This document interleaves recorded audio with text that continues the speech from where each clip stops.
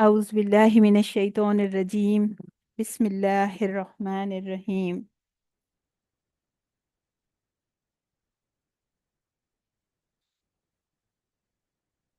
فإذا نفق في الصور فإذا تو جب نفقا پھونک دیا جائے گا فی الصور سور میں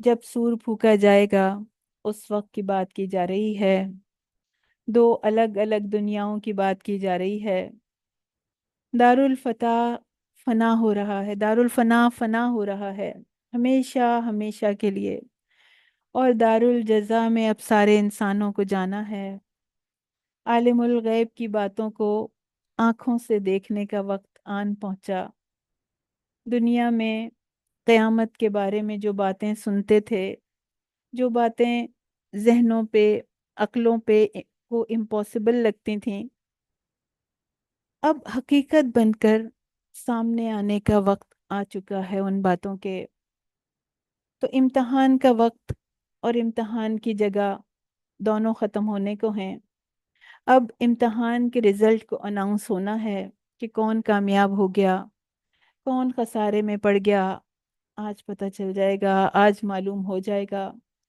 ایک وہ دنیا تھی ایک وہ زمانہ تھا جو رنگینیوں سے بھرا ہوا تھا انجوائمنٹ تھی تفریح تھی وقت کے ضیاع کے نت نئے سامان تھے رشتے ناتے تھے دوستیاں تھیں ایسا محسوس ہوتا تھا کہ یہ دنیا کبھی ختم نہیں ہوگی بہت اٹریکٹیو لگتی تھی مگر اب وہ دنیا ہاتھ سے نکلی جا رہی ہے اب وہ وقت آ گیا ہے جب انسان اپنے رب کے سامنے کھڑے ہوگا اور اپنے ایک ایک لمحے کو جسٹیفائی کرے گا قیامت کے ایک ایک منظر کو قرآن دکھاتا ہے ورڈ پکچر دکھاتا ہے قرآن قیامت کے سین کو ویژولائز کر کے دکھا رہا ہے کہ جب قیامت کی آمد کی ساری نشانیاں پوری ہو جائیں گی تو قیامت شروع ہو جائے گی اور اس کی سٹارٹنگ اس کی ابتدا کس چیز سے ہوگی سور پھونکنے سے سور وہ اناؤنسمنٹ ہے وہ نشانی ہے کہ ساری کائنات کو معلوم ہو جائے کہ قیامت کا پروسیس شروع ہو گیا ہے سب کو پتہ چل جائے تو سور پھونکنے کی ابتدا کی بات کی جا رہی ہے قرآن کریم کی چند آیات اور احادیث اس وقت کے بارے میں ہمیں بتاتی ہیں سورہ نمل کی آیت ہے آیت 87 جس دن سور پھونکا جائے گا تو آسمانوں اور زمین کے سب رہنے والے گھبرا اٹھیں گے سوائے ان کے جنہیں اللہ چاہے گا اور سب اس کے پاس جھکے ہوئے حاضر ہوں گے سورہ زمر کی آیت ہے آیت 68 اور سور پھونکا جائے گا تو آسمانوں اور زمین میں جتنے ہیں یعنی جو کوئی بھی مخلوقات ہیں وہ سب بے ہوش ہو جائیں گی سوائے اس کے جسے اللہ چاہے پھر دوسری بار سور پھونکا جائے گا تو وہ سب لوگ پل بھر میں کھڑے ہو کے دیکھنے لگیں گے یعنی حیرت سے دیکھنے لگیں گے کہ یہ کیا ہو رہا ہے مشکات میں ایک حدیث ہے 355 اس کا نمبر ہے کہ حضرت ابو سعید خدری رضی اللہ تعالیٰ عنہ بیان کرتے ہیں کہ رسول اللہ صلی اللہ علیہ وسلم کے سامنے سور والے فرشتے کا ذکر کیا جب ذکر کیا گیا تو آپ نے فرمایا کہ اس کے دائیں طرف جبرائیل علیہ السلام ہوں گے اور اس کے بائیں طرف میکائیل علیہ السلام ہوں گے اور حضرت اوس بن خزرج بیان کرتے ہیں سنن ابو داود اور نسائی کی یہ حدیث ہے کہ رسول اللہ صلی اللہ علیہ وسلم نے اس کے بارے میں فرمایا کہ تمہارے ایام میں سب سے افضل یوم جمعہ ہے اسی دن حضرت آدم علیہ السلام پیدا ہوئے اور اسی دن ان کی روح قبض کی گئی اور اسی دن سور پھونکا جائے گا اور اسی دن سب مر جائیں گے تو ہمیں اپنے مرنے کا دن پتہ چل گیا پوری کل کائنات کے مرنے کا دن پتہ چل گیا سب کی سب مخلوقات کب مر جائیں گی اس دن جب سور پھونکا جائے گا یعنی جمعے کے دن فرائیڈے کے دن سور پھونکا جائے گا اسی دن حضرت آدم علیہ السلام پیدا ہوئے ہیں تو اسی دن انسان کی ابتدا ہوئی انسان پیدا ہوا پہلا انسان और इसी दिन दुनिया खत्म कर दी जाएगी। सूरह मुदस्सिर की आयत है, फिर जब सूर में फूंक मार दी जाएगी तो वो बड़ा मुश्किल दिन होगा। नबी अकरम सल्लल्लाहु अलैहि वसल्लम ने इसके बारे में बताया। हजरत अबू हुरैरा रज़ी अल्लाह ताला अन्हु से रिवायत है कि नबी करीम सल्लल्लाहु अलैहि वसल्लम ने बताया कि दोनों नफ़्खों में, यानी दो दफा सूर फूकने के दरमियान 40 का वक्फा है। यानी उन दोनों के दरमियान जो ड्यूरेशन है दोनों सूरों के दरमियान, वो क्या है, 40 की। लोगों ने ये सुनकर अबू हुरैरा रज़ी अल्लाह ताला अन्हो से दरियाफ्त किया, ये 40 क्या है, यानी 40 दिन मुराद हैं? हजरत अबू हुरैरा रज़ी अल्लाह ताला अन्हो ने जवाब दिया कि मुझे नहीं मालूम। फिर लोगों ने पूछा, क्या 40 महीने मुराद हैं? हजरत अबू हुरैरा रज़ी अल्लाह ताला अन्हो ने कहा कि नहीं, मुझे इसके बारे में नहीं पता। तो उन्होंने कहा, क्या 40 साल मुराद हैं? तो हजरत अबू हुरैरा ने यही जवाब दिया कि मुझे इसके बारे में नहीं मालूम। इसके बाद हजरत अबू हुरैरा रज़ी अल्लाह ताला अन्हो ने फरमाया कि नबी करीम सल्लल्लाहु अलैहि वसल्लम ने फरमाया था कि अल्लाह ताला आसमान से पानी बरसाएगा और इस पानी से लोग, यानी तमाम जानदार इंसान और तमाम जानदार उस तरह उगेंगे जैसे सब्जा उगता है। और ये भी फरमाया कि इंसान के जिस्म और बदन की कोई चीज ऐसी नहीं है जो पुरानी और बोसीदा ना हो जाती हो, यानी गल सड़कर खत्म ना हो जाती हो, सिवाय एक हड्डी के। यानी रीढ़ की हड्डी में से गालिबन वो एक हड्डी होती है कि जिसको के जो कि गलती सड़ती नहीं है, और उसी से इंसान को दोबारा पैदा किया जाएगा। ये सही बुखारी की हदीस है। तो फायदा नुफिका फी सूरी, जब सूर फूका जाएगा, ह- नबी करीम सल्लल्लाहु अलैहि वसल्लम ने ही हमें बताया कि सूर जो है वो एक सींग की शक्ल का है। सुनन तिरमिजी की ये रिवायत है कि ये सींग की शक्ल का है और इसमें इसमें फूका जाएगा।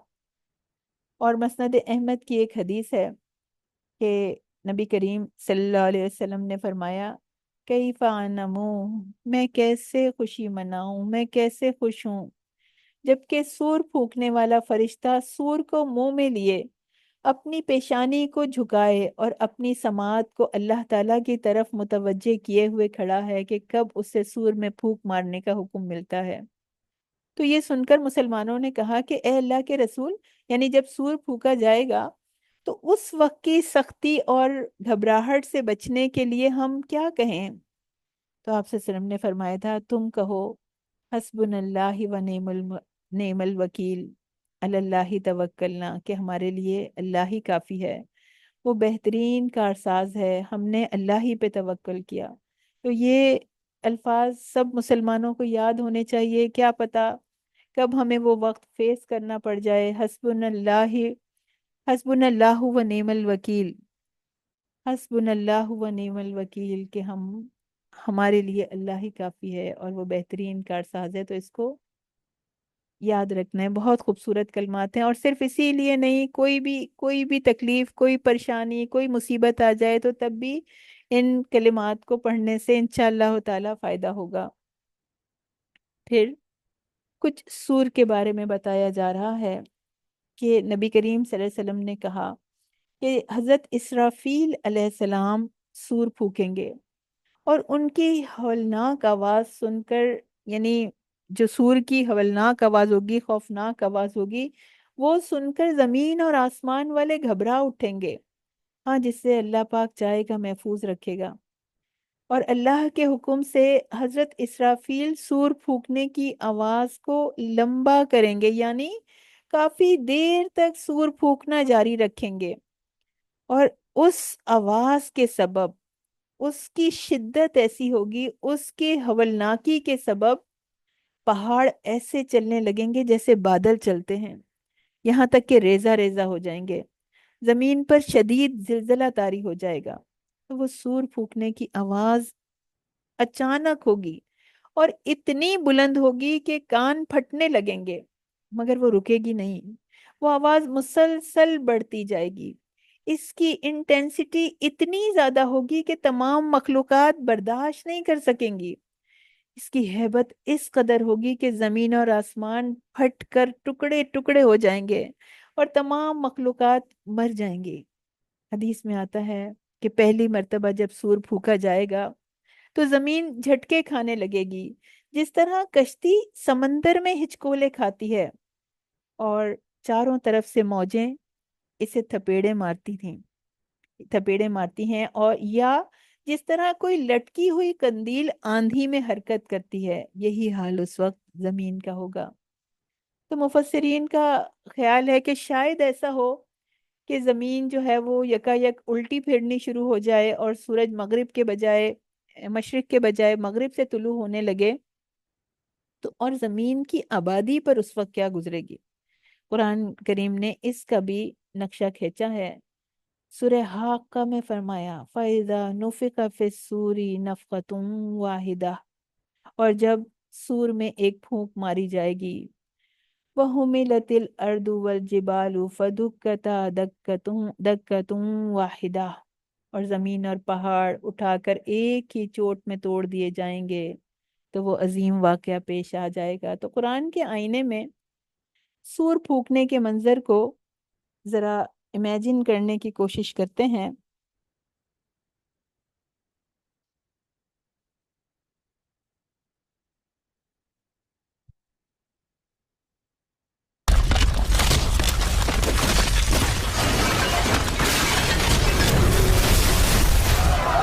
جب زمین بھونچال سے ہلا دی جائے گی، وہ قیامت ہے جس دن لوگ ایسے ہوں گے جیسے بکھرے ہوئے پروانے، اور جب تارے بے نور ہو جائیں گے، اور جب سمندر آگ ہو جائیں گے، اور سورج اور چاند جمع کر دیے جائیں، جس دن ہم آسمان کو اس طرح لپیٹ لیں گے جیسے خطوں کا تومار لپیٹ لیتے ہیں، اور پہاڑ ایسے ہو جائیں گے جیسے دھنکی ہوئی رنگ برنگی اون۔ اور جس وقت سور پھونکا جائے گا، یہ قبروں سے نکل کر اپنے پروردگار کی طرف دوڑ پڑیں گے، کہیں گے ہائے بربادی، ہمیں ہماری خوابگاہوں سے کس نے جگہ اٹھایا۔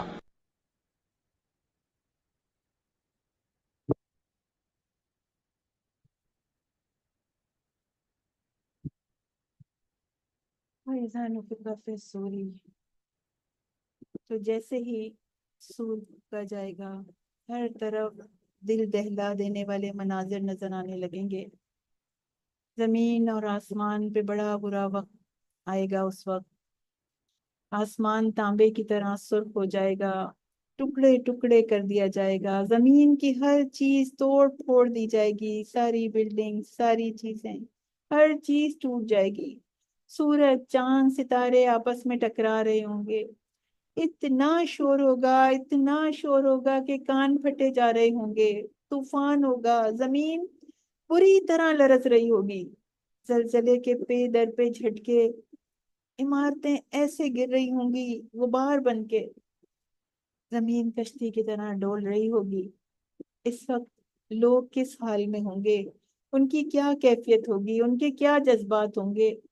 ایسا زلزلہ ہوگا، ایسی تباہی ہوگی، ایسی بربادی ہوگی کہ انسان فرار ہونا چاہے گا، بھاگنا چاہے گا، مگر یقول الانسان یومئذ این المفر، اس دن انسان کہے گا بھاگنے کی جگہ کہاں ہے، کلا لا وزر، ہرگز نہیں، کہیں بھی پناہ نہیں ہے، الی ربک یومئذ المستقر، کوئی جگہ نہیں ہے جہاں پہ چھپ جائے، مگر کہاں، اس دن آپ کے رب ہی کی طرف ٹھکانا ہے۔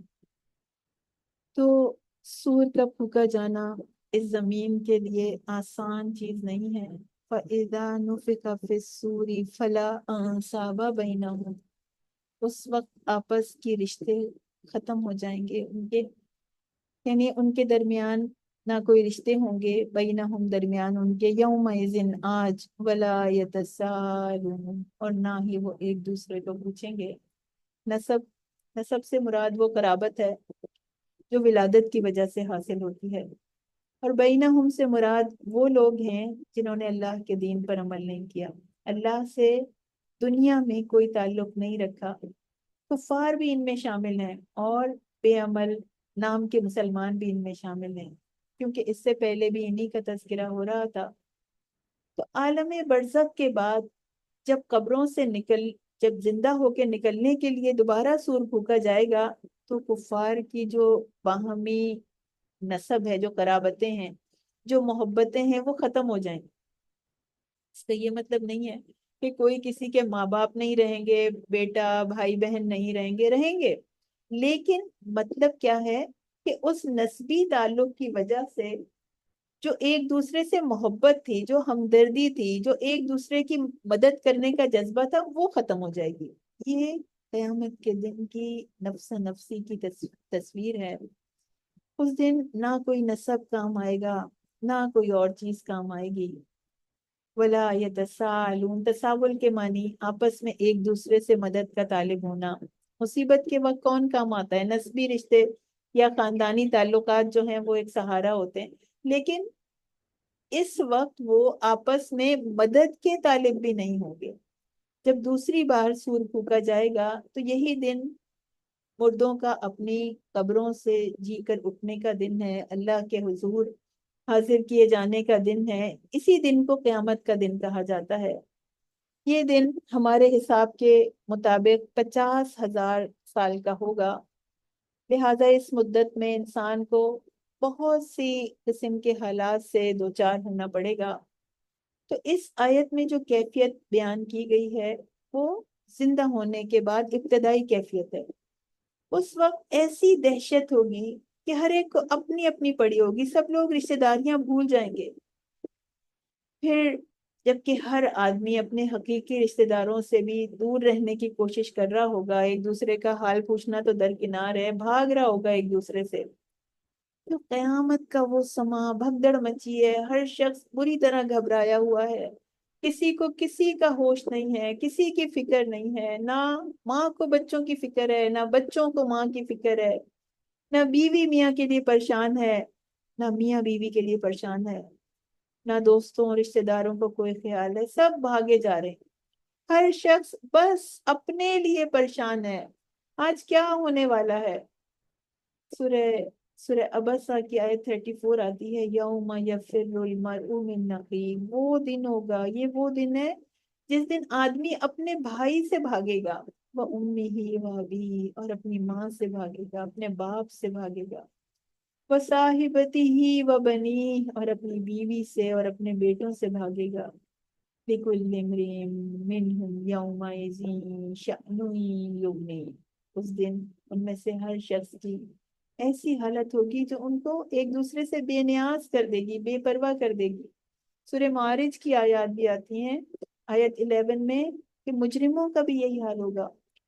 یود المجرم، وہ ہر مجرم چاہے گا، لو یفتدی من عذاب یومئذ ببنی، کاش کہ اس دن کے عذاب سے بچنے کے لیے فدیے میں اپنے بیٹوں کو دے دے، کہ ان بیٹوں کو لے لو اور مجھے چھوڑ دو، مجھ سے حساب کتاب نہ ہو، مجھے سزا نہ ہو، مجھے عذاب میں نہ ڈالا جائے۔ اور صرف بیٹوں ہی کو نہیں، وصاحبتہ واخیہ، اور اپنی بیوی کو اور اپنے بھائی کو، وفصیلتہ التی تؤوی، اور اپنے خاندان کو جو اسے جگہ دیا کرتا تھا، جس نے اسے ٹھکانہ دیا تھا، ان کو بھی وہ اپنی سزا سے بچنے کے لیے کفارے میں دینے کے لیے تیار ہوگا۔ تو ان تمام لوگوں کو جو زمین میں ہیں سب کو دینے کے لیے تیار ہوگا، اور پھر اپنے آپ کو کسی طرح سے اپنے آپ کو وہ بچا لے، اس کی پوری کوشش یہی ہوگی۔ تو یہ معاملہ سور پھونکنے کے وقت ہوگا، مگر ایمان والوں کو ان کی نسبی قرابت کا فائدہ ہوگا، ان کے دوستی کا بھی فائدہ ہوگا۔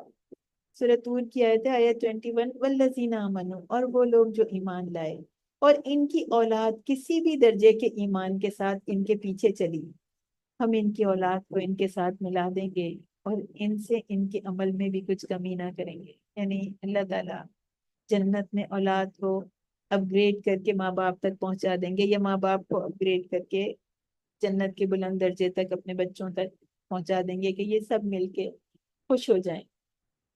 سورہ زخرف کی بھی آیت آتی ہے، آیت 67، کہ سب دلی دوست ایک دوسرے کے دشمن ہوں گے مگر متقی لوگ، یعنی متقی لوگوں کے ساتھ ایسا نہیں ہوگا۔ ان کے دلی دوست وہاں پہ بھی دلی دوست ہوں گے، وہ ان کو یاد کریں گے، جو ساتھی نہیں ہیں ان کے بارے میں سفارش کریں گے۔ اور یہاں پر ایک سوال یہ ہے کہ یہاں پر یہ فرمایا ولا یتساءلون، کہ وہ آپس میں ایک دوسرے سے سوال نہیں کریں گے۔ اور سورہ صافات میں ایک آیت آتی ہے، آیت 27، کہ وَأَقْبَلَ بَعْضُهُمْ عَلَى بَعْضٍ يَتَسَاءَلُونَ، کہ ان کے بعض کی طرف متوجہ ہوں گے اور ایک دوسرے سے سوال کریں گے۔ تو ایسا کیوں ہے کہ یعنی یہاں پر یہ کہا گیا اور وہاں پہ کہا گیا کہ وہ سوال کریں گے؟ یہ کیا بات ہے؟ پہلی بات تو یہ ہے کہ قیامت کا دن بہت طویل دن ہے، 50,000 سال کا دن ہے۔ اس میں مختلف مواقع ہوں گے، مختلف حالتیں ہوں گی، تو کسی حالت میں وہ ایک دوسرے سے سوال کریں گے اور کسی میں نہیں کریں گے۔ اور دوسری بات یہ ہے کہ جب وہ جنت میں داخل ہوں گے تو وہ ایک دوسرے کے متعلق پوچھیں گے، ایک دوسرے کا حال چال پوچھیں گے، ان کی خیریت پتہ کریں گے۔ اور آیت 102، فمن فما ثقلت موازینہ، تو جن کے پلڑے بھاری ہوں گے، جن کے پلڑے وزنی ہوں گے میزان میں، فاولئک هم المفلحون، تو وہ فلاح پانے والے ہوں گے، وہ کامیاب ہوں گے۔ موازین جو ہے موزون کی جمع ہے، یعنی وزن کیے ہوئے۔ تو عقائد، پختہ عقائد، مضبوط عقائد بھاری ہوں گے پلڑوں پر، نیک اعمال پلڑوں پر بھاری ہوں گے، وزنی ہوں گے۔ بھاری ہونے سے مراد ہے مطلب زیادہ ہونا، نیکیوں کا گناہوں کے مقابلے میں نیچے جھک جانا، یعنی نیکی کا پلڑا نیچے آ جائے گا اور گناہوں کا اوپر چلا جائے گا، یعنی وہ پلڑا ہلکا ہوگا اور یہ پلڑا بھاری ہوگا۔ تو ہر شخص کے اعمال کو وزن کرنے کا طریقہ الگ ہوگا، کیونکہ موازین کا لفظ استعمال کیا جا رہا ہے، ایک طرح کے میزان نہیں ہے، کئی طرح کے میزان ہیں۔ اور مفلحون کی بات کی جا رہی ہے کہ یہ لوگ فاولئک هم المفلحون، یہی ہیں وہ نجات پانے والے، یہی ہیں وہ کامیاب ہونے والے، یہی ہیں بلند درجات پہ پہنچنے والے۔ یہ وہی مفلحون ہیں جن کے تذکرے سے یہ سورہ شروع ہوئی تھی، قد افلح المؤمنون۔ تو یہ وہی فلاح ہے جنہوں نے اپنے اندر اللہ کی پسندیدہ صفات کو ڈیولپ کیا، جنہوں نے اللہ کی خشیت میں پوری زندگی محنت کرتے ہوئے گزاری، ساری زندگی نیکیاں جمع کرتے رہے اور اپنی برائیوں کو، اپنے گناہوں کو توبہ کے ذریعے دھوتے رہے، یہ وہی لوگ ہیں۔ اب ان کی نیکیوں کو تولنے کا وقت آ گیا، اب معلوم ہوگا کہ نیکیاں بھاری ہیں یا گناہ بھاری ہیں۔ زبان سے نکلی ہوئی ایک ایک بات کا وزن کیا جائے گا، یہاں تک کہ نیکی کی طرف بڑھنے والے قدموں کو تولا جائے گا۔ اللہ کے راستے میں نکلنا، اللہ کے راستے میں نکلنے کے لیے مشقت کا اٹھانا، قدموں کا مسجد کی طرف جانا، یا قرآن سننے اور سمجھنے کے لیے کسی طرف جانا، کسی کی مدد کے لیے قدم بڑھانا، کسی کی خدمت کے لیے قدم بڑھانا، کسی کی عیادت کے لیے ان پیروں سے جانا، کسی کی مشکل دور کرنے کے لیے چلنا، یہ سب کا سب اس پلڑے کو بھاری کر دے گا۔ کتنی تسبیحات کی، سب اس میں رکھا جائے گا، آنکھوں کے اشارے تک میجر کیے جائیں گے، ہر کام، ہر ایفرٹ، ہر چیز تولی جائے گی، یہاں تک کہ نیتیں تولی جائیں گی، آنکھوں کے اشاروں کا بھی وزن کیا جائے گا۔ اور رسول اللہ صلی اللہ علیہ وسلم نے فرمایا کہ قیامت کے دن میزان قائم کی جائے گی، میزان اتنی بڑی ہوگی، یہ پلڑے اتنے بڑے بڑے ہوں گے کہ اگر آسمان اور زمین ان پلڑوں میں رکھ دیے جائیں تو وہ بھی سما جائیں گے، یعنی ان میں ہر چیز سما جائے گی، یہ اتنے بڑے پلڑے ہیں۔ اب دنیا جو ہے، ابھی دنیا، یہ ابن جریر کے حوالے سے بیان کرتے ہیں کہ قیامت کے دن میزان والے حضرت جبرائیل علیہ السلام ہوں گے، واللہ عالم بالصواب۔ اور میزان کے متعلق بہت ساری متواتر احادیث ملتی ہیں جو کہ تقریباً متواتر المعانی ہیں، کہ یہ وزن کیسے کیا جائے گا، اس کی کیفیت اور اس وزن کو کرنے کی تفصیل جو ہے، اس کے بارے میں علماء کے مختلف اقوال ہیں۔ بعض کا قول ہے کہ بندے کو اس کے اعمال کے ساتھ تولا جائے گا، اور مومن کا وزن اس کی نیکیوں کے برابر ہوگا اور کافر کا کوئی وزن ہی نہیں نکلے گا۔ رسول اللہ صلی اللہ علیہ وسلم نے فرمایا کہ قیامت کے دن بعض لوگ ایسے آئیں گے جو کہ اس قدر موٹے ہوں گے، فربا ہوں گے، مگر اللہ کے نزدیک ان کا وزن مچھر کے پر کے برابر بھی نہیں ہوگا۔ پھر نبی کریم صلی اللہ علیہ وسلم نے یہ آیت فَلَا نُقِيمُ لَهُمْ يَوْمَ الْقِيَامَةِ وَزْنًا تلاوت فرمائی، یعنی قیامت کے دن ان کا کوئی وزن نہیں ہوگا۔ یہ حدیث متفق علیہ ہے، یعنی صحیح بخاری اور صحیح مسلم دونوں میں موجود ہے۔ کچھ مفسرین کہتے ہیں کہ اعمال نامے تولے جائیں گے، یعنی وہ صحیفے جن کے اندر نیکیاں لکھی ہوئی ہیں یا بدیاں، گناہوں کا ذکر کیا گیا ہے، ان کو لکھا گیا ہے، ان کو تولا جائے گا۔ بعض نے کہا کہ اعمال کو مجسم شکل دے کر تولا جائے گا۔ حضرت ابن عباس رضی اللہ تعالیٰ عنہ راوی ہیں کہ رسول اللہ صلی اللہ علیہ وسلم نے فرمایا کہ اس ذات کی قسم جس کے ہاتھ میں میری جان ہے، اگر آسمانوں کو اور زمین کو اور اس کے اندر کی ان یعنی اس کے اندر جو کچھ بھی ہے ان کو، اگر یعنی پوری کائنات کو بھی لا کر میزان کے ایک پلڑے میں رکھ دیا جائے اور دوسرے پلڑے میں لا الہ الا اللہ کی گواہی کو رکھا جائے، لا الہ الا اللہ کی شہادت کو رکھا جائے، تو وہ پلڑا جھک جائے گا۔ لا الہ الا اللہ کا جو پلڑا ہے وہ جھک جائے گا۔ اور جن لوگوں کے عمل مخلوط ہوں گے، اچھے عمل بھی ہیں، برے عمل بھی ہیں، ان میں جنت کے اندر داخل ہونے کی صلاحیت تو ہے، مگر ابھی فیصلہ نہیں ہو سکا ان کے بارے میں۔ ابن عباس رضی اللہ تعالیٰ عنہ کہتے ہیں کہ قیامت کے دن کسی کی ایک نیکی بھی، ایک نیکی، صرف ایک نیکی بھی گناہوں سے زیادہ ہوگی تو وہ جنت میں چلا جائے گا، اور جس کے گناہ نیکیوں سے زیادہ نکلیں گے تو وہ دوزخ میں چلا جائے گا۔ اللہم اجرنا من النار۔ حضرت ابن عباس رضی اللہ تعالیٰ عنہ نے فرمایا کہ ایک دانے کے وزن سے بھی میزان کا وزن ہلکا ہو جائے گا یا بھاری ہو جائے گا۔ جن لوگوں کی نیکی اور بدی برابر ہوں گے وہ کون لوگ ہوں گے؟ وہ ہوں گے اصحاب الاعراف۔ ہم نے سورہ اعراف میں ان کے بارے میں پڑھا ہے۔ تو وہ اس وقت تک اعراف میں رہیں گے جب تک کہ ان کو جنت میں داخلے کا حکم نہیں دے دیا جاتا، تب تک وہ جنت میں نہیں جا سکیں گے، اور جب ایسا حکم ہوگا تو تب وہ جنت میں جائیں گے۔ اور ایسے اعمال کون سے ہیں جو کہ میزان عمل کو بھر دینے والے ہیں؟ وہ نیکیاں کون سی ہیں؟ ابن عبد الرزاق کہتے ہیں کہ علم جو ہے وہ اس کی بڑی فضیلت ہے۔ اس کے بارے میں جو باب ہے اس میں یہ کہتے ہیں کہ قیامت کے دن آدمی کا عمل لا کر اس کے ترازو کے ایک پلڑے میں رکھ دیا جائے گا اور وہ پلڑا ہلکا رہے گا۔ پھر بادلوں کی طرح ایک چیز لا کر اس ترازو کے دوسرے پلڑے میں رکھ دی جائے گی تو وہ وزنی نکلے گا۔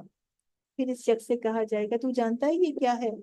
شخص جواب دے گا نہیں، مجھے نہیں پتا، میں اس بات سے واقف نہیں ہوں۔ تو کہا جائے گا یہ وہ علم ہے جس کی تعلیم دوسروں کو دیتا تھا۔ دین کا علم کی بات کی جا رہی ہے، قرآن کے علم کی بات کی جا رہی ہے کہ جو دوسروں کو سکھایا، جو دوسروں کو بتایا، جتنا سیکھا بس اتنا سکھا دیا دوسروں کو، کوشش کی کہ یہ بھی بچ جائے، یہ بھی سن لے کہ اس کے رب نے اس سے کیا کہا ہے، اس بارے میں فکر کی، اس بارے میں یہ دوسروں تک پہنچانے کی کوشش کی، تو اللہ تعالیٰ اس سے اس پلڑے کو، اس میزان عمل کو بھر دیں گے۔ ایک اور حدیث آتی ہے کہ قیامت کے دن علماء کی روشنائی، یعنی علماء جس پین سے لکھتے ہیں اس کی روشنائی، اس کی سیاہی اور شہیدوں کے خون کا موازنہ کیا جائے گا۔ تو یعنی علماء کی روشنائی ہے وہ شہیدوں کے خون سے بھاری نکلے گی، یعنی جو انہوں نے محنت کی، جو انہوں نے پڑھا لکھا، جو انہوں نے کوشش کی، اللہ کی کتاب کو سمجھنے کی کوشش کی، اس کے لیے جو انہوں نے لکھا، جو انہوں نے محنت کی، اس کی سیاہی تک کو تولا جائے گا۔ پھر نبی کریم صلی اللہ علیہ وسلم کی ایک اور حدیث ہے، بخاری کی حدیث ہے، یہ 6682 اس کا نمبر ہے کہ نبی کریم صلی اللہ علیہ وسلم نے ارشاد فرمایا کہ 2 کلمے ایسے ہیں جو زبان پر ہلکے ہیں لیکن میزان عمل پہ بہت بھاری ہیں اور اللہ تعالیٰ کو بہت پسند ہے۔ وہ 2 کلمے کون سے ہیں؟ سبحان اللہ و بحمدہ سبحان اللہ العظیم۔ پھر نبی کریم صلی اللہ علیہ وسلم کی ایک حدیث ہے، مسلم میں آتی ہے، حدیث 534، کہ صفائی نصف ایمان ہے۔ الحمدللہ، الحمدللہ میزان کو بھر دیتا ہے، اور سبحان اللہ والحمدللہ زمین اور آسمان کے درمیان ہر چیز کو بھر دیتے ہیں۔ اور نماز نور ہے، صدقہ دلیل ہے، صبر روشنی ہے، اور قرآن تمہارے حق میں یا تمہارے خلاف حجت ہوگا۔ پھر عقیدہ توحید جو ہے نا، اس وقت انسان کے ترازو میں وزنی ترین چیز ہوگی۔ تو نبی کریم صلی اللہ علیہ وسلم نے اس کے بارے میں فرمایا کہ اللہ تعالیٰ قیامت کے دن امت سے ایک شخص کو چھانٹ کے نکالے گا، سب لوگوں کے سامنے اس کو لے کر آئیں گے، اور اس کے سامنے گناہوں کے 99 رجسٹر کھول دیے جائیں گے۔ یعنی اس نے اتنے گناہ کیے ہوں گے کہ 99 رجسٹرز میں صرف اس کے گناہ لکھے ہوں گے، اور وہ رجسٹر اتنے بڑے ہوں گے کہ حد نکاح تک یعنی وہ اتنے بڑے ہیں کہ یعنی نگاہ کی آخری حد تک پھیلے ہوئے ہیں۔ پھر اللہ تعالیٰ اس سے فرمائے گا کہ کیا تم ان میں سے کسی جرم کا انکار کرتے ہو؟ کہ ایسا تو نہیں ہے کہ تمہارے کاتبوں نے، تمہارے جو لکھنے والے فرشتے ہیں، انہوں نے تم پر ظلم کیا ہو؟ وہ کہے گا نہیں میرے پروردگار، نہیں انہوں نے ظلم نہیں کیا۔ تو اللہ تعالیٰ اس سے کہیں گے تمہارے پاس تمہاری صفائی کے لیے کچھ ہے، کچھ کہو گے اپنی صفائی میں؟ کوئی عذر ہے تمہارے پاس؟ کوئی ایکسکیوز ہے تمہارے پاس؟ تو وہ کہے گا کہ میرے پروردگار میرے پاس کوئی ایکسکیوز نہیں ہے، کوئی عذر نہیں ہے، میں نے واقعی یہ جرم کیے ہیں، میں نے واقعی یہ گناہ کیے ہیں۔ تو اللہ تعالیٰ فرمائے گا کہ تیری ایک نیکی ہمارے پاس ہے، آج کے دن تجھ پر کوئی ظلم نہیں کیا جائے گا۔ پھر ایک کاغذ نکالا جائے گا جس پر لکھا ہوگا اشہد ان لا الہ الا اللہ واشہد ان محمدن عبدہ ورسولہ۔ اللہ تعالیٰ کہے گا جاؤ اپنے اعمال کا وزن دیکھو، کیسے تمہارے اعمال کا وزن کیا جا رہا ہے۔ وہ کہے گا اے میرے رب، یہ رجسٹر اتنے بڑے بڑے ہیں، ان کے سامنے ایک چھوٹے سے کاغذ کی کیا حیثیت ہے؟ اللہ تعالیٰ فرمائیں گے ہمارے ساتھ زیادتی نہیں ہوگی۔ آپ صلی اللہ علیہ وسلم نے فرمایا کہ پھر وہ تمام رجسٹر ایک پلڑے میں رکھے جائیں گے اور وہ پرچی دوسرے پلڑے میں ڈال دی جائے گی، تو وہ سارے رجسٹر ہلکے ہو کر اٹھ جائیں گے اور وہ پرچی بھاری ہو جائے گی۔ اللہ کے نام کے مقابلے میں کوئی چیز اس پر بھاری نہیں ہو سکتی۔ یہ ترمذی کی حدیث ہے، 2639 اس کا نمبر ہے، اور ابن ماجہ مسند احمد نے بھی اس کو روایت کیا ہے، اور البانی نے بھی اس کو صحیح قرار دیا ہے رحمۃ اللہ علیہ۔ تو میزان میں ایک عمل ایسا ہے جس کے بارے میں کہا گیا کہ مومن کے میزان میں اس سے زیادہ وزنی چیز کوئی نہیں ہوگی۔ یعنی سب سے زیادہ وزنی وہ ہوگا، میزان میں سب سے زیادہ بھاری وہ ہوگا۔ تو ہم شوق کے ساتھ سن لیں کہ اللہ کرے ہمارے اعمال نامے میں وہ چیز نکل آئے، ہم ابھی زندگی میں اس کو اپنے اعمال نامے میں لکھ لیں، جمع کرا لیں۔ قیامت کے دن نبی کریم صلی اللہ علیہ وسلم کہتے ہیں کہ حسن اخلاق کو میزان عمل میں نیکیوں کے پلڑے میں رکھا جائے گا، تو یہ اس کی نیکیوں میں سب سے زیادہ وزنی ہوگا۔ تو نبی کریم صلی اللہ علیہ وسلم نے کہا کہ قیامت کے دن مومن کے میزان میں اس سے زیادہ وزنی کوئی شے نہیں ہوگی۔ ترمذی کی حدیث ہے، 2009 اس کا نمبر ہے۔ اب ہم نے ایک حدیث دیکھی کہ ایک پرچی پہ لکھا گیا اشہد ان لا الہ الا اللہ واشہد ان محمدن عبدہ ورسولہ، وہ ہر چیز سے بھاری ہو گئی۔ اور یہاں پر دوسری حدیث میں ہمیں یہ بتایا گیا کہ یعنی ہر چیز سے زیادہ وزنی جو ہے وہ کیا چیز ہے؟ حسن اخلاق ہے۔ تو یہ کیا حدیث میں کلیش ہے؟ نہیں، ہرگز نہیں۔ یہ بات کیا ہے؟ سمجھنے کی بات ہے۔ یہ جو اشہد ان لا الہ الا اللہ کی گواہی ہے، یہ وہ کلمہ ہے جس سے انسان ایمان کی سرحد میں داخل ہوتا ہے، جس سے ایک شخص مومن ہوتا ہے جس کو پڑھنے کے بعد۔ اگر اللہ اور اس کے رسول پر ایمان نہیں ہے، اگر اس نے وہ کلمہ پڑھا ہی نہیں ہے، اگر اس کو جانا ہی نہیں ہے، تو پھر تو حسن اخلاق اس کے لیے کچھ بھی ویلیو نہیں رکھے گا، اچھے اخلاق کا اس کو کوئی فائدہ نہیں ہوگا۔ حسن اخلاق کا کس چیز کے ساتھ فائدہ ہوگا؟ ایمان کے ساتھ۔ اس کے بعد جب اس نے کلمہ پڑھ لیا، سوچ سمجھ کر ایمان لے کر آ گیا اس پر، یہ شہادت دے دی کہ میں اللہ اور اس کے رسول پر ایمان رکھتا ہوں، اور اس کے بعد اس نے اپنے جو اس کے فرائض تھے وہ بھی ادا کیے، اور حسن اخلاق، اخلاق اللہ کو اتنا پسند ہے کہ کہا گیا کہ اس سے زیادہ وزنی کچھ بھی نہیں ہوگا، وہ اتنا وزنی ہوتا ہے۔ تو ان آیات میں قیامت کے دن کو بہت کھول کر دکھایا گیا ہے۔ کاش ہم اس قرآن کے آئینے میں آج یہ دیکھ لیں، آج ہم یہ سمجھ لیں، تو ہم اس وقت کے خسارے سے بچ جائیں۔ اس وقت کے لیے ہمیں نیکیاں جمع کرنی ہیں، آج اپنے میزان کے پلڑے کو بھاری کرنے کے لیے محنت کرنی ہے۔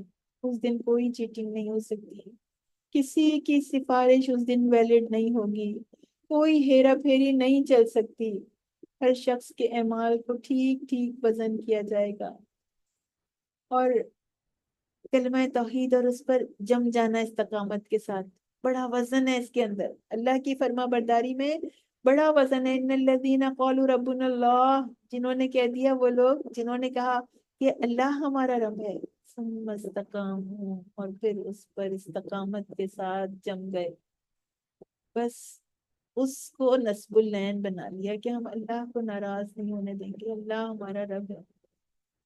تتنزل علیہم الملائکہ، تو ان کے اوپر فرشتے اترتے ہیں، فرشتے انہیں تسلی دیتے ہیں، اور کن کن موقعوں پہ اتریں گے؟ دنیا میں بھی اتریں گے، ان کی موت کے وقت بھی، جس وقت گھبراہٹ کے عالم ہوں گے، جس وقت کوئی ساتھی کوئی دوست نہیں ہوگا، اس وقت بھی تسلی دیں گے، اللہ تخافوا، کوئی خوف نہ کرو، ولا تحزنوا، تم کوئی غم نہ کرو، فابشروا بالجنت التي، تم کو جنت کی بشارت دی جاتی ہے، تم کو اس کی خوشخبری سنائی جاتی ہے، التي کنتم توعدون، وہ جنت جس کا تم سے وعدہ کیا جاتا تھا آج تم کو مل جائے گی۔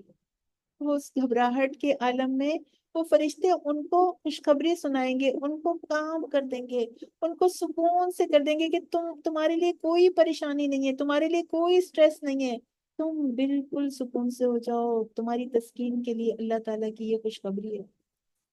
اور اعمال صالح بھی اس کو سپورٹ کریں گے، نیکیوں کا پلڑا جھک جائے گا تو انسان کو فوراً پتہ چل جائے گا، جب نیکیوں کا پلڑا جھکے گا کہ وہ دنیا کے امتحان میں پاس ہو گیا، جب اسے پتہ چلے گا تو اس کی خوشی کی کوئی انتہا نہیں رہے گی۔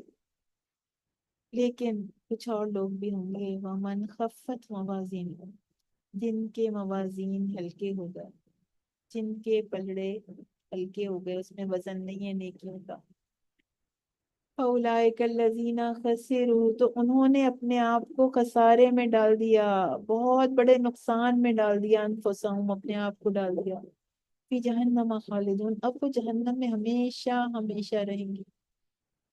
تو جن کی نیکیوں کا پلڑا ہلکا ہونے کی وجہ سے اوپر اٹھ گیا، برائیوں کا پلڑا بھاری ہوا، گناہ زیادہ نکلے، دنیا ہی میں پھنسے رہے تھے، نیکیوں کی فرصت نہیں ملی، بس سوچا ہی نہیں نیکیاں کمانے کے لیے، تو سارا وقت زندگی کا ایسے ہی ضائع ہو گیا، تو اب اس امتحان میں فیل ہو جائیں گے، ناکام ہو جائیں گے، پھر وہ اپنی ناکامی پر، اپنے خسارے پر روئیں گے، چلائیں گے، فریادیں کریں گے، انتہا سے زیادہ افسوس کریں گے، حسرت کریں گے، ندامت اور شرمندگی سے گڑے جا رہے ہوں گے۔ اس کے نتیجے میں ان کا جہنم کا عذاب بھی ان کے لیے انتظار کر رہا ہوگا، پہلے سے ان کے لیے تیار ہوگا، اور اس میں وہ بھی ہوں گے جو مسلمان ہوتے ہوئے بھی گناہوں میں پھنسے رہے، اللہ کی توحید کے اقرار کے ساتھ ساتھ شرک بھی کرتے رہے، اچھے عمل بھی کرتے رہے مگر برے عمل زیادہ تھے، اچھے عمل کہاں ضائع ہو گئے؟ रियाकारी में, शिर्क की आमेजिश की वजह से वो अच्छे अमल भी इनके काम नहीं आए, उल्टा जहन्नुम के हकदार बन गए। तो उनके मुतालिक अल्लाह ताला कह रहे हैं वो मन खफ़त मवाजीन हो, यानी उनके मीज़ान में कोई वजन ही नहीं होगा। मोमिन की तराजू में तो कुछ ना कुछ वजन जरूर होगा, और ला इलाहा इल्लल्लाह की शहादत के सबब ही थोड़ा सा निकले, क्योंकि कब, लेकिन कब शहादत का वजन निकलेगा, जब वो शहादत दिल से दी हो, सिर्फ जबानी नहीं होगा, वरना तो मुनाफिक भी जो है वो जहन्नम के सबसे निचले वाले दर्जे में होंगे। तो अल्लाह ताला ने उनके मुतालिक फरमा दिया, फमान सकुलत मवाजीनुहु, वो मोमिनीन जिनके मीजान भारी होंगे, कौन जो कबीरा गुनाहों से बचते रहे, तो अल्लाह उनके गुनाहों को साफ कर देगा, धो देगा, और इनके मीजानों में वजन सबसे ज्यादा होगा, और बदी का पलड़ा, गुनाहों का पलड़ा बिल्कुल खाली रहेगा, उसमें कोई वजन नहीं होगा। और इसी में अब्दुल्ला बिन मसूद रजी अल्लाह ताला अन्हु ने नबी करीम सल्लल्लाहु अलैहि वसल्लम को ये कहते हुए सुना कि बंदे, कि अल्लाह ताला अपने एक बंदे या बंदी का हाथ कयामत के दिन पकड़ेगा, यानी अल्लाह का जो फरिश्ते होंगे जिनको अल्लाह ताला नामजद करेंगे, तो वो किसी बंदे या बंदी को कयामत के दिन पकड़ कर सबके सामने लाएंगे, उसे सबके सामने खड़ा किया जाएगा। फिर निदा देने वाला निदा देगा, यानी पुकारेगा कि ये फलां बिन फलां है, इस पर जिसका हक हो वो आए और अपना हक ले ले। तो वो लोग जिनका उन पर हक निकलेगा, कोई औरत खुश होगी कि उसका हक उसके बाप पर निकला, उसका हक उसके खावन पर निकला, उसके भाई उसके बेटे पर निकलेगा, तो वो खुश हो जाएगी कि अब इससे हक लेके मुझे दे दिया जाएगा। यानी अभी दुनिया में वो ताल्लुक नहीं है उनके, वो इस बात की फिक्र नहीं होगी कि अ, अगर इनसे हक ले लेंगे तो इनका क्या होगा। फिर इब्ने मसूद रज़ी अल्लाह ताला अन्हु ने ये पढ़ा, फला अंसाबा बैनहुम यौमइज़िन वला यतसाअलून। फिर अल्लाह ताला फरमाएंगे कि इनके हुकूक इनको दो, यानी उस शख्स से जिसने हक लिए थे, जिसने लोगों के हक मारे थे, उनसे कहा जाएगा अब इनके हुकूक दो तुम उनको। तो वो कहेंगे, ए हमारे रब, दुनिया तो फना हो गई, अब हम इनके हुकूक कहाँ से लाके दें। तो अल्लाह ताला फरिश्तों से फरमाएगा कि इसकी नेकियां ले लो, और हर इंसान को इसके हुकूक की मिकदार के मुताबिक दे दो, यानी जिस जिसका इसने हक मारा है, इसकी नेकियों में से उन लोगों को दे दो। और अगर वो कोई नेक हो, अगर वो अल्लाह का दोस्त हो, वली हो, और किसी की नेकियां कम है, तो अल्लाह ताला उसकी नेकियों को कई गुना बढ़ा देगा। अल्लाह से दुआ करें, अल्लाह ताला तुम्हारी नेकियों को बहुत ज्यादा कर दे, अल्लाह ताला हमारी नेकियों को बहुत बढ़ा दे कि हमारे मीजान का पलड़ा भारी हो जाए। तो अल्लाह ताला उसकी नेकियों को कई गुना बढ़ा देगा, और उसको उसके जरिए से जन्नत में दाखिल कर देगा। और फिर हजरत इब्ने मसूद रज़ी अल्लाह ताला अन्हु ने ये पढ़ा, इन्नल्लाह ला युज़्लिमु मिस्क़ाला ज़र्रा, अल्लाह ताला एक जर्रे के बराबर भी जुल्म नहीं करता। तो अगर वो शकी होगा तो फरिश्ते कहेंगे, यार अब इसकी तो नेकियां खत्म हो गई हैं, और मुतालबा करने वालों की अभी जो जो हक मांग रहे हैं उनके मुतालबे तो अभी बाकी हैं। तो अल्लाह ताला फरमाएंगे कि हक तलब करने वाले जो है ना, उनसे कहो कि वो अपने बुरे एमाल इसकी बुराइयों में डाल दें, और फिर इस शख्स के लिए जहन्नम का परवाना लिख दो। हम सोचें हमारा क्या होगा, कितना सख्त वक्त हमारे सामने पेश आने वाला है, हम में से हर एक को उसको फेस करना है। और हम किन मसाइल में उलझे हुए हैं, दुनिया के किन मसलों पे हम रोते हैं, किन मुश्किलों के लिए हम परेशान होते हैं। सबसे बड़ा उस वक्त पेश आने वाला है जब अल्लाह के सामने पेश होना होगा। किस मुंह से अल्लाह का सामना करेंगे। उस वक्त हमें अपना एक एक गुनाह याद आ रहा होगा, जिंदगी में जो जो करते थे, जिन चीजों में मसरूफ थे, वो फिल्में, ड्रामे, मालो दौलत इकट्ठा करने के तरीके, आराम व आसाइश में मसरूफ थे, या घूमने फिरने में मसरूफ थे। बस कोई भी चीजें जो वजह बनी, नेकियों की फुर्सत न मिल सकी, कुरान पढ़ने का वक्त नहीं मिला, न पढ़ा, न समझा, ना उस पे अमल किया, वक्त गुजर गया, दुनिया गुजर गई। दुनिया में जो زندگی گزاری ہے، جو عمل کیے ہیں، اب ان کا بدلہ پانا ہے۔ جس چیز میں عمر گزاری ہے، اب اس چیز کے انجام کو فیس کرنا ہے۔ بڑی شدت کا دن ہے۔ ہم یہ منظر اپنے دل کی آنکھوں سے دیکھیں، پھر سوچیں کہ ہم کیا کر رہے ہیں، ہم کیا کام کرتے ہیں۔ اللہ تعالیٰ نے جو ہمیں 24 آورس دیے ہیں، ان آورس میں سے کتنے آورس نیکی کی چیزوں میں گزرتے ہیں، کتنے آورس اللہ کی فرما برداری میں گزرتے ہیں، اور کتنے آورس میں ہم اپنے دل کی تسکین کے سامان کرتے ہیں، دنیا کی اٹریکشن میں کھوئے رہتے ہیں۔ تو کہاں لگے ہوئے ہیں ہم؟ زندگی میں کون سے کام ایسے ہیں جو اللہ کی ناراضگی کو دعوت دینے والے ہیں؟ یہ آج سوچنا ہے، کیونکہ جو آج ڈر گیا وہ بچ جائے گا، جو آج سنبھل گیا وہ بچ جائے گا۔ جس نے یقین کی آنکھ سے اس منظر کو دیکھ لیا جو قرآن ہمیں دکھا رہا ہے، وہ بچ جائے گا۔ اس برے وقت کا جو ہمیں پیش آنے والا ہے، اس کا انتظام ہمیں آج کرنا ہے۔ آج ہم اپنے اوپر طرز کھا لیں، اس دن کی رسوائی سے بچ جائیں، اس دن کی ندامت سے ہم آج بچ سکتے ہیں، اس وقت کچھ نہیں ہو سکتا۔ تو زیادہ ٹائم نہیں ہے ہمارے پاس، دونوں آپشن ہیں کہ اللہ کی فرما برداری میں زندگی گزاریں، یا اپنی زندگی کا یہ وقت من چاہے طریقے سے گزاریں، گناہوں میں ڈوب جائیں، ایک کے بعد ایک خواہش اس کو پوری کرنے میں لگے رہیں لگے رہیں لگے رہیں۔ وہ چیزیں جنہیں اللہ تعالیٰ نے حرام کر دی ہیں، وہ دل کو بہت اٹریکٹ کرتی ہیں، بس ان میں لگے رہیں، کھاؤ پیو جیو مزے اڑاؤ۔ لیکن اس کے بعد اس دنیا سے جانا تو ہے، ہمیشہ تو اس کی رنگینیوں سے لطف نہیں اٹھاتے رہیں گے۔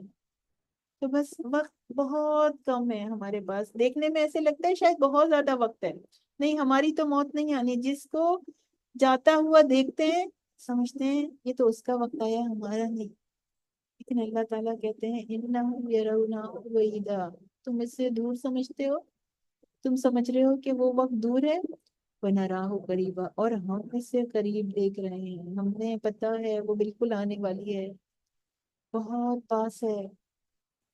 کاش ہم آج یقین کے ذریعے سے، یقین کی آنکھ سے قیامت کے اس منظر کو دیکھ لیں۔ بچپن سے زندگی کے آخری لمحے تک ہمیں ہر چیز اس وقت بالکل کلیئر ہوگی ہماری یادداشت میں، ایک ایک عمل ہمیں اپنا یاد ہوگا۔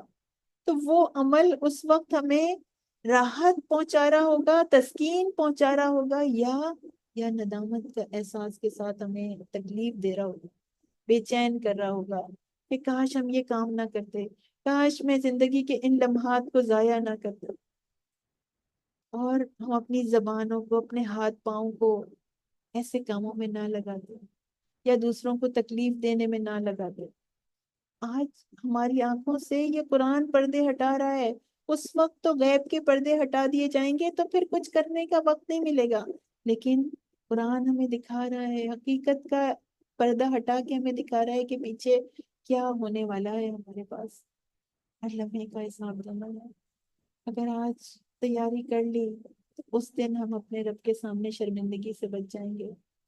اور ہم سب کا پریکٹیکل ہوم ورک بھی یہی ہے کہ ہمیں تھوڑا سا وقت دنیا کے ہنگاموں سے، شور سے الگ تھلگ ہو کر، اپنے ذہنوں کو کھول کر قرآن کے ان دکھائے ہوئے جو مناظر ہیں نا، جن کی منظر کشی کی ہے قرآن نے، ان کو ویژولائز کرنا ہے، ہمیں تصور کرنا ہے اس وقت کو جو ہم میں سے ہر ایک کے ساتھ پیش آنے والا ہے۔ یقین کی آنکھ سے ہم نے ان آیات میں جو قیامت کا منظر ہے اس کو دیکھنا ہے، جب ہم لرزتے دہلتے کپ کپاتے میزان پہ پیش کیے جائیں گے، اس وقت کو تصور کیجئے، ایک ایک نیکی کو ہماری تولا جا رہا ہوگا، ایک ایک گناہ تولا جا رہا ہوگا، ہر شخص کا حق جو ہمارے اوپر نکلتا ہے اس کے بارے میں ہم سے سوال کیا جائے گا، اور ہماری نیکیاں اس کو دے دی جائیں گی۔ آج ہم حق دے دیں، آج ہم کسی کا حق نہ مانیں، آج ہم حق سے زیادہ دے دیں، اور ہماری زبان سے نکلا ہوا ایک ایک لفظ یا تو ہمارے لیے نجات ہوگا یا ہمارے لیے وبال ہوگا۔ کہیں ایسا تو نہیں ہے کہ ہمارے الفاظ ہمیں جہنم میں تو نہیں گرا دیں گے؟ ہم کیا سنتے ہیں یہ بھی تولا جائے گا، ہم کیا دیکھتے ہیں یہ بھی جانچا جائے گا، ہم کیا سوچتے ہیں، کس چیز کی پلاننگ کرتے ہیں، اس کا بھی تجزیہ کیا جائے گا۔ ہم نیکیوں کے انبار جمع کر رہے ہیں یا گناہوں کے بوجھ، یہ ہمیں ابھی سوچنا ہے۔ ہمارے عمل، ہمارے ہمارے جو کام ہیں وہ نیکیوں کے پلڑے کو جھکا رہے ہیں یا برائیوں کے پلڑے کو جھکا رہے ہیں، یہ ابھی سوچنا ہے، ابھی دیکھنا ہے، ابھی اس پہ غور و فکر کرنا ہے، کیونکہ ابھی بہت کچھ ہو سکتا ہے۔ کم از کم اتنا تو کر سکتے ہیں کہ گناہوں سے توبہ کر کے، گناہوں کو، ہم برائیوں کو، گناہوں کو اپنے اعمال نامے سے ابھی ڈیلیٹ کروا لیں، پھر پتہ نہیں موقع ملے یا نہ ملے، زندگی ملے یا نہ ملے، تو ابھی اس وقت نیکیوں میں اپنے جسم کو تھکا لیں۔ اور قبروں میں تو کچھ نہیں کرنا ہوگا، کوئی کام نہیں ہوگا، محنت تو ابھی کرنی ہے۔ پھر بتایا یہ وہ لوگ جن کے پلڑے ہلکے ہو گئے، جنہوں نے اپنے آپ کو خسارے میں ڈال لیا، جو ہمیشہ جہنم میں رہنے والے ہیں۔ اس کے بعد آیت 104 ہے، تلفح وجوہہم النار۔ اب بتایا جا رہا ہے کہ وہ جہنم میں جن کو پھینکا گیا ہے، جن کے پلڑے ہلکے ہو گئے، ان کے ساتھ کیا سلوک کیا جائے گا۔ ان کے چہروں کو آگ جھلسائے گی، ان کے چہروں کی کھال چاٹ جائے گی۔ وَهُمْ فِيهَا كَالِحُونَ، اور ان کے جبڑے باہر نکل جائیں گے۔ کلہا اس کا معنی ہوتا ہے اوپر کا ہونٹ اوپر اٹھ جانا، نیچے کا مزید نیچے ہو جانا، دانتوں کا باہر نکل آنا، جس سے چہرہ بہت بدشکل ہو جائے، بہت ڈراؤنا ہو جائے، جیسے بکرے کی جلی ہوئی سری ہوتی ہے۔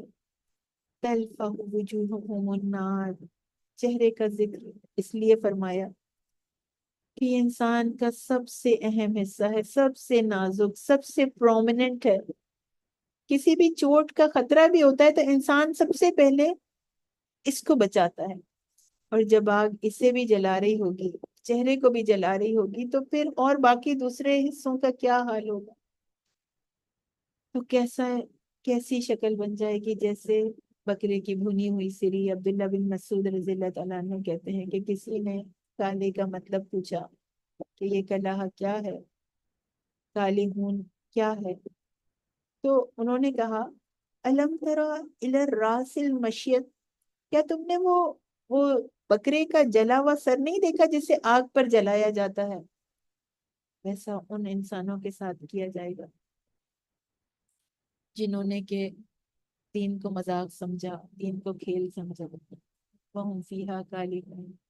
حضرت ابو سعید خدری رضی اللہ تعالیٰ عنہ سے روایت ہے کہ نبی اکرم صلی اللہ علیہ وسلم نے اس کی تفسیر کرتے ہوئے، وَهُمْ فِيهَا كَالِحُونَ کی تفسیر کرتے ہوئے ارشاد فرمایا کہ دوزخی کو آگ ڈھونڈ ڈالے گی، جس سے اس کا اوپر کا ہونٹ سکڑ کر سر کے درمیان تک پہنچ جائے گا، اور نیچے کا ہونٹ لٹک کر اس کی ناف تک پہنچ جائے گا۔ ترمذی کی یہ حدیث ہے۔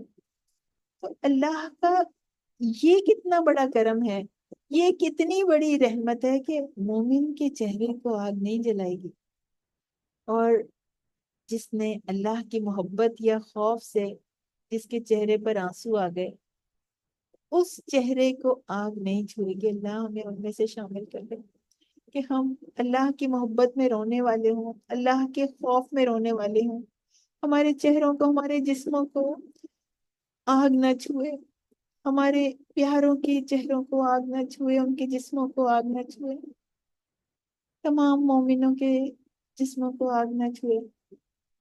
مسلم نے حضرت جابر کی روایت سے لکھا ہے کہ رسول اللہ صلی اللہ علیہ وسلم نے فرمایا کہ اس امت کے کچھ لوگ دوزخ میں جائیں گے اور آگ ان کو جلائے گی، لیکن ان کے چہروں کو نہیں جلائے گی، یعنی ان کو دوزخ میں تو ڈالا جائے گا مگر ان کے چہروں کو نہیں جلایا جائے گا، اور کچھ مدت کے بعد ان کو دوزخ سے نکال لیا جائے گا۔ حضرت ابو درداء کا بیان ہے کہ رسول اللہ صلی اللہ علیہ وسلم نے اس آیت کا تلفح وجوہہم النار کے بارے میں جب ان سے پوچھا گیا تو انہوں نے کہا کہ آگ کی ان کو ایک لپٹ لگے گی، ایسے کہ ان کا گوشت بہہ کر ایڑیوں پہ جا پہنچے گا۔ تو رسول اللہ نے یہ بھی بتایا کہ جہنم کی طرف دوزخیوں کو ہانکا جائے گا، تو گوشت کو وہ یہ آگ جو ہے وہ گوشت کو ہڈی پر لگا نہیں چھوڑے گی، سارا گوشت بہ جائے گا۔ دنیا میں پہلے ہی بتا دیا گیا تھا، فَمَن زُحْزِحَ عَنِ النَّارِ، جو آگ سے بچا لیا گیا، تو وَأُدْخِلَ الْجَنَّةَ فَقَدْ فَازَ، اور وہ جنت میں داخل کر دیا گیا، وہ کامیاب ٹھہرا۔ وَمَا الْحَيَاةُ الدُّنْيَا إِلَّا مَتَاعُ الْغُرُورِ، دنیا کی زندگی متاع غرور کے سوا کچھ نہیں ہے، دھوکا ہے۔ بس اللہ کرے کہ یہ دھوکا ہمیں دھوکا نظر بھی آ جائے، ہم اس میں کھو کے نہ رہ جائیں اور وہ سب بھول جائیں جو کہ اللہ تعالیٰ نے ہمیں یاد رکھنے کو کہا ہے۔ تو جو لوگ اس حقیقت کو تسلیم کرنے کے لیے تیار نہیں ہوئے، بس وہ اپنی آنکھوں سے اپنی ہلاکت دیکھیں گے، اپنی تباہی دیکھیں گے، اور ان کے اعمال کے بدلے میں انہیں جہنم میں رکھا جائے گا۔ اور اتنے خوبصورت چہرے، دنیا میں یہ چہرے اتنے خوبصورت ہوا کرتے تھے، انہیں اپنے حسن پر بہت ناز تھا، بڑی بڑی دھوم تھی ان کی خوبصورتی کی۔ یہ جس رب نے حسن دیا ان کو، ان کی فرما برداری نہیں کر سکے، اس رب کی دی ہوئی نعمتوں کی قدر نہیں کر سکے، تو اس کے بدلے ان کو عبرتناک انجام سے دوچار کیا جائے گا، پوری طرح ان کے چہرے مسخ کر دیے جائیں گے۔ ربنا تقبل منا انك انت السميع العليم وتب علينا انك انت التواب الرحيم۔ اے ہمارے بہت ہی مہربان رب، ہمیں اتنی بصیرت عطا فرما دے کہ اپنی زندگی کا قیمتی وقت ہم نیکیاں کمانے میں لگا دیں۔ اے ہمارے علیم رب، کبیر رب، خبیر رب، ہمیں اتنی سمجھ عطا کر دے کہ ہم اپنی زندگی آپ کی فرما برداری میں گزار دیں۔ یا مالک الملک، ہمیں اتنی قوت عطا فرما دے کہ اپنی زندگی کے لمحات کو گناہوں سے بچا لیں، برائیوں سے بچا لیں، ڈسٹریکشن سے بچا لیں۔ یا اللہ قیامت کے مشکل ترین دن کو ہمارے لیے آسان فرما دے، سب مومنوں کے لیے آسان فرما دے۔ یا اللہ ہمیں بہترین اخلاق سے نواز دے جو میزان میں ہمارے پلڑے کو بھاری کر دے۔ اور اے قادر مطلب، ہماری نیکیوں کے پلڑے کو اپنی خاص رحمت سے بھاری فرما دیجیے گا۔ یا اللہ ہمیں ایسا حقیقی ایمان عطا فرما دے کہ ہم کامیاب ہونے والوں میں شامل ہو جائیں، ہم مفلحون میں شامل ہو جائیں۔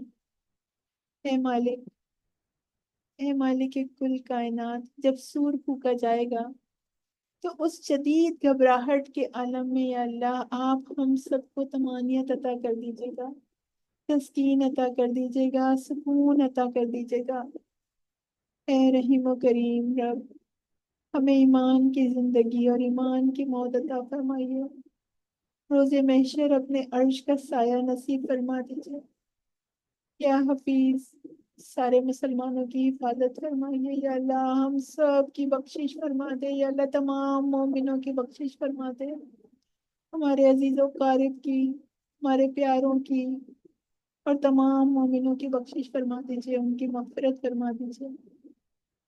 یا اللہ فلسطین کے مسلمانوں کی مدد فرما دیجیے، اللہ کشمیر کے مسلمانوں کی مدد فرما دیجیے، یا اللہ لبنان کے، یمن کے، یا اللہ دنیا کے ہر حصے میں جن مسلمانوں پر ظلم ہو رہا ہے ان کی مدد کر دیجیے۔ یا اللہ، یا اللہ ظالموں کو ظلم سے روک کر ان کی مدد کر دیجیے۔ یا اللہ یا تو ان کو ہدایت دے دیجیے، یا اگر ہدایت ان کے نصیب میں نہیں ہے تو اللہ ان کو غارت فرما دیجیے۔ آخر دعوانا الحمد للہ رب العالمین، سبحان ربک رب العزت عما یصفون والسلام علی المرسلین والحمد للہ رب العالمین۔ السلام علیکم ورحمۃ اللہ وبرکاتہ۔